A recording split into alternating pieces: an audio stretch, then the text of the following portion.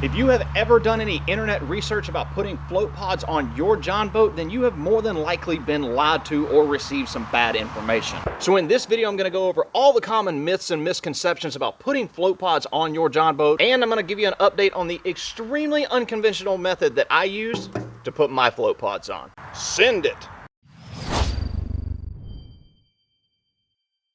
So if you have never seen the video about how I installed these float pods, I will leave a link to it right up here. We're not going to discuss it a whole lot in this video, but I did not put them on the way everybody else does. So when I installed these float pods, I did not use the conventional method of bolting them on or having them welded. I actually riveted these on and used 3M 5200. Now that video is probably one of the most popular on my channel, and the comment section exploded. Everyone went absolutely nuts, and they were like, this is not going to work. The first time you go out on the water, they're going to fall off. The boat's going to sink, everyone's going to catch on fire, the polar ice caps are going to melt, and everyone is going to die. But guess what? They were all wrong. These things have held up great. They're super sturdy. I've had no issues with them. They've been on the boat for over a year now. We've had a bunch of different motors on here. No issues to speak of. People severely underestimate how strong rivets and 3M 5200 is. Here is the back of the bunk. These pods are completely off of my trailer. There's nothing holding them up. See, they're completely fine. They're strong. They're not going anywhere. So for all of those that talk all that in the comment section on that video, go eat a bag of dicks. That brings us to myth number 1 about float pods, and that is the common misconception that they have to be welded onto the back of your boat. That is not true at all. Now, I'm not going to say that welding's not an effective method, because it is, and if you have that option, go for it. But if you're trying to save a few dollars and you're a DIY kind of person, you can bolt them on if you want. Cut a little access panel right here, bolt them into your transom, or you can rivet them and 3M them like I did. Myth number 2 is going to be the mounting location and the angle of mounting. According to all of the internet experts that live in their parents' basement and have probably never mounted float pods before, they say that they cannot be mounted flush to the bottom of the boat. They've got to be up an inch or a ½ inch or 2 inches or whatever, and there can't be any angle, or there is supposed to be a certain angle, but it can't be. It's just a bunch of garbage. One of the most common things that I read, and a lot of the comments said, that I could not mount them flush to the bottom of the boat. Well, as you can see, I did mount these flush to the bottom of the boat, and I installed them at an angle exactly like the manufacturer of these pods told me to. These are beaver tail pods,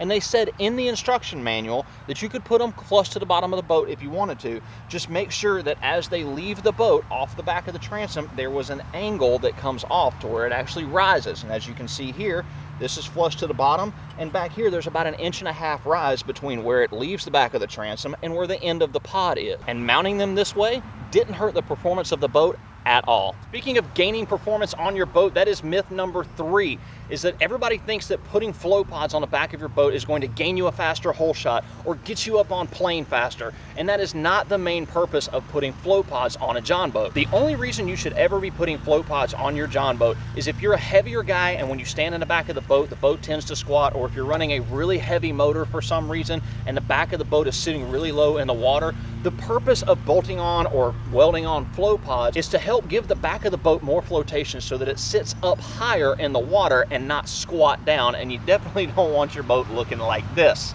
Now, that's not to say that you won't see some performance gains. That is usually one of the side effects of putting float pods on the back of your boat, but it's not guaranteed for every boat and every hull design. On my boat in particular, I did not see as many performance gains as everyone else says. My hole shot wasn't any different, and I didn't get up on plane any faster. But the one side effect that I did see is that I gained a 2-mile-an-hour top speed. Adding the float pods and getting the back end of the boat higher up in the water, pretty nice side effect. The next myth deals with actually filling up the inside of the pods. There's a lot of people out there that think that you need to slam these things full of like spray-in foam or fill them full of air like helium or something like that to make them float more. All of that is absolute utter garbage. You do not want to put anything inside these pods except air. The only reason that you ever put foam in a John boat in the first place is if you take on water, the foam will help keep the boat from sinking all the way down in the water and gives you more time to help bail it out and rescue the boat before it completely sinks. Adding foam to the inside of your boat or inside your float pods, against popular belief, will not add to the flotation. It will not make the boat more buoyant, and it will not make it float any higher in the water. Foam is for safety only, and there's no reason to add anything inside these float pods ever. Myth number D about adding float pods on a John boat is that it creates more side-to-side stability. And just like all the other myths that we've talked about,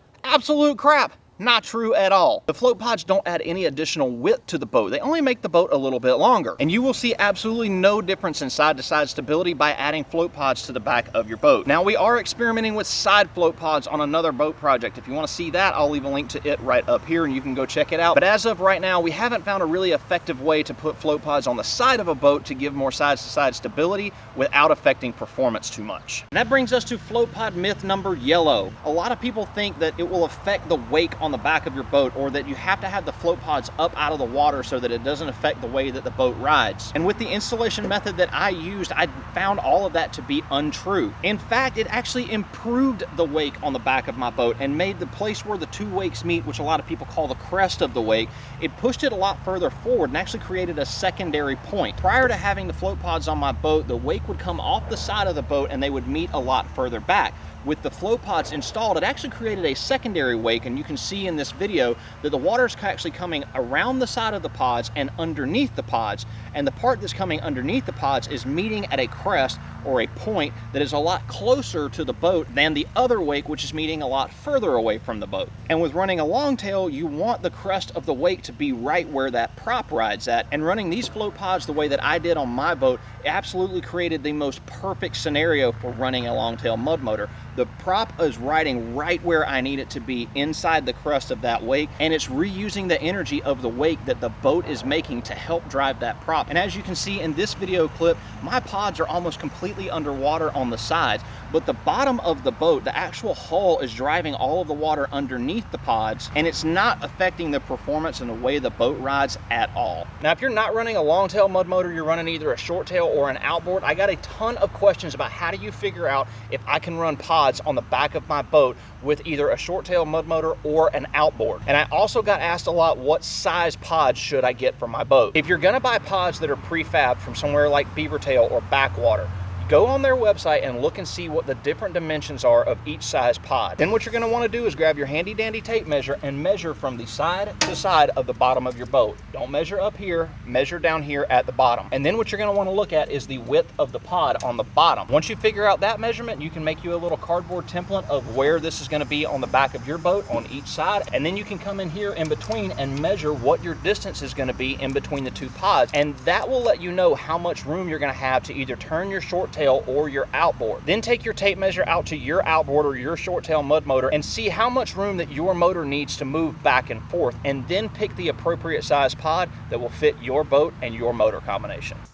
This edition of the Haters Corner is brought to you by Haterade and tacos, because who doesn't love a good taco? If you're not familiar with the Haters Corner, what we like to do at the end of every video is go through the comments section over the last couple of weeks and see who was the most butthurt. And because we know people are extremely sensitive on the interwebs, we call them Scooter and don't use their real names. We don't want to hurt anybody's feelings. So our first Scooter commented over on the video about why I like mud motors, and he said, only complaint is the seamless plug at the beginning. If I watch the video and make it through, then I might click the stupid thumb.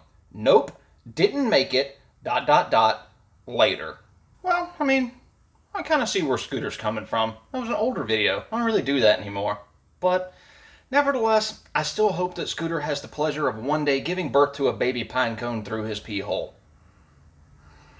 And our next Scooter commented on my video where I talked about modding the 670 Predator motor to make it go a little bit faster, and Scooter writes, I see this build and video would be totally impossible without Amazon.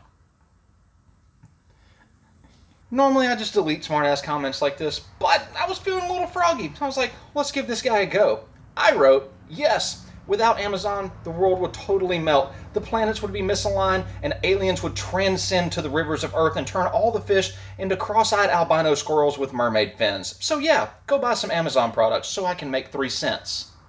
For those of you who don't know, I get asked about 100 times a day, hey, where did you find this? Or hey, where can I buy this? And a lot of times it's stuff that I bought off of Amazon. And yes, I am an Amazon affiliate. And yeah, I do make like 2 or 3 cents every time you purchase something on Amazon when you use one of my links. But that's not the main purpose. The main purpose is most people are freaking lazy and they ask me questions instead of just going and figuring it out themselves. They'd rather me just give them the information. So if I'm going to have to take my time every day to answer these stupid questions and give out information for free, I'm gonna make 3 cents off of it.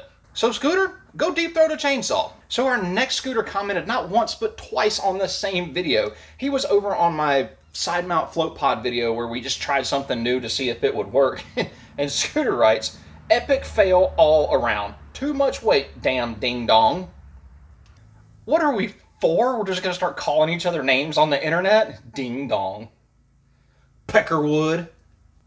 People are freaking ridiculous. And then he comments, you're the damn scooter dude with that eye roll. And then he puts a laughy face emoji, which I don't know what to think about this. He's like making fun of me and then he's laughing. Is he laughing at me or is he making fun of me? I'm really concerned. I think I need counseling from these comments. It's getting bad. And then our last scooter was over on my Gator Glide video. He comments, keep you day job. Well, I think if Scooter here had a day job, he might be able to afford some Hooked on Phonics, and then he would know the difference between you, your, and your. I mean, seriously, people, if you're going to talk crap on the internet in a comment section on one of my videos, at least use proper English. Wow. If you want to help me make 3 cents from Amazon, all those links are down in the description box below if you want to see them. Also, I've got a link to where you can get one of these badass t-shirts or hats or hoodies and all the other junk that we've got. Now, we'll roll those bloopers here for you in just a second, but first let us take a moment and always remember, money can't buy happiness, but it can buy you a boat. And it can buy you some really cool float pods that you can glue or rivet or do whatever you want to get them on the back of your boat. And all the haters, fuck them.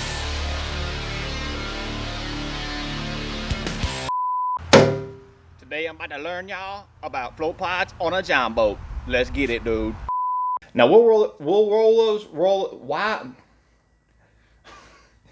This is not comfortable, and it's a little warm out here. Today's video, we're gonna go over. If you're not familiar, woof. I remember my first beer. About my float pods. If you have not seen the video on how I installed these, I will wait till this car drives by so it's not making a whole bunch of freaking noise, and then we'll continue. Research about putting John boat on your float pods. Now we'll roll those bloopers. We'll roll those bloopers here for you. Just what the? And then what you're gonna do is grab your handy dandy tape measure, and you're gonna measure stuff with God. One of the most common things that I read, and the most common what you're going to want to look at is these length, and then what you're going to want to look at. Whew, those are fire ants. We got to move. We got to move.